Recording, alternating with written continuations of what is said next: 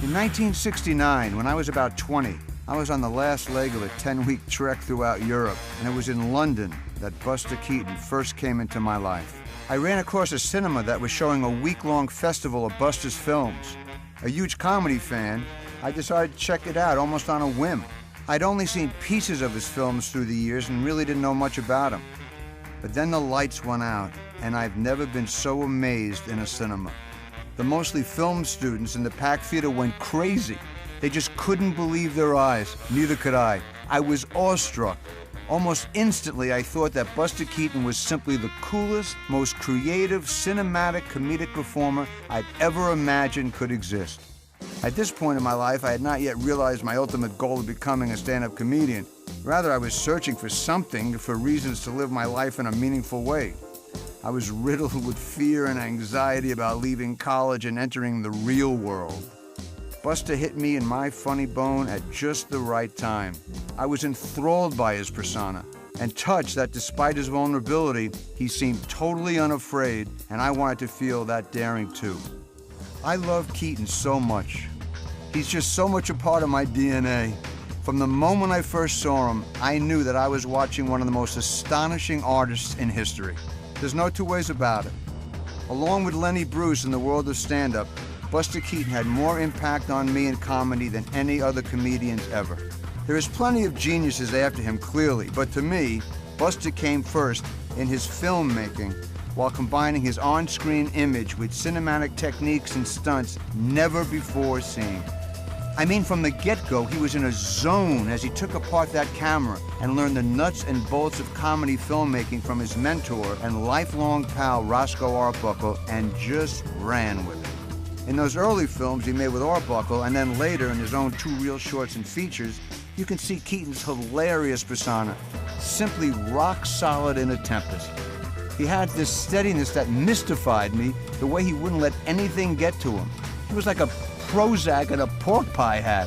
He was implacable, unaffected by the worst possible scenarios. His nickname was the Great Stone Face, but that didn't mean he never showed emotion. It was in those eyes of his. That's where the emotion happened. In the middle of a war, dangling over a waterfall, caught up in a riot, it doesn't matter. He's ready to take on the world.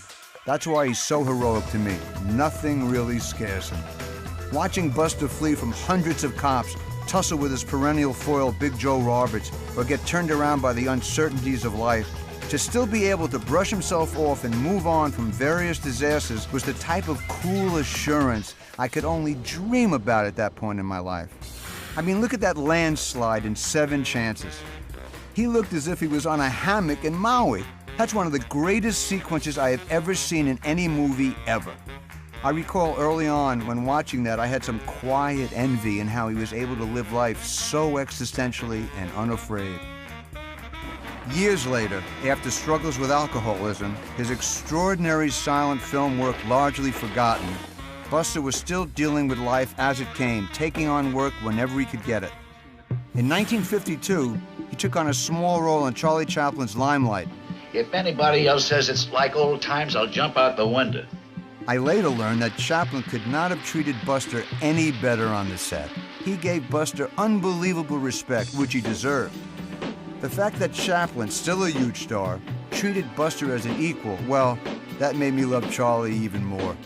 But to me, Chaplin just didn't quite measure up to Keaton's prowess as a filmmaker. Keaton's use of the camera was so unusual, authentic, so, for the first time, Buster was like, I don't know, an extraterrestrial in the new world of movies.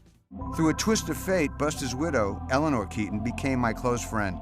She intuitively felt my love for Buster and opened up to me about the husband she so loved. She even thought my eyes looked like Buster's. She was an amazing woman, and I miss her terribly. Knowing Eleanor gave me an emotional connection to Buster, so much so that honestly I feel like he's a father figure to me in a way. Eleanor knew my work, and I made her laugh, which is a really cool thing, because I felt I would have made Buster laugh too. Just as Buster wanted to measure up to his father in Steamboat Bill Jr., my favorite Keaton film, I wanted very much to prove something to my own father, but I never had the opportunity. He died before I ever started my own career. Seeing Steamboat Bill Jr. in 1969, I recognized the need of having to prove myself like Buster's role of ultimately becoming my own man.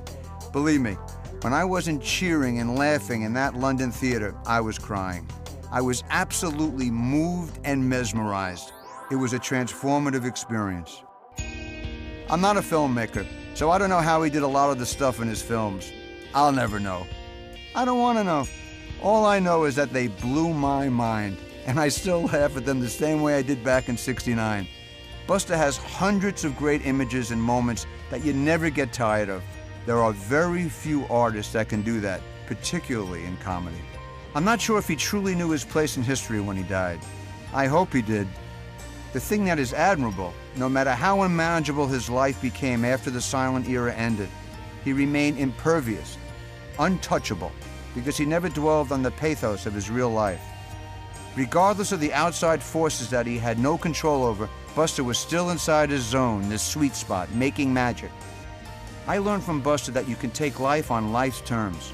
You don't try to change it, you say, hey, come at me, I'm ready for you. You can't give Buster Keaton too much credit, because he deserves every ounce of it. For Turner Classic Movies, I'm Richard Lewis.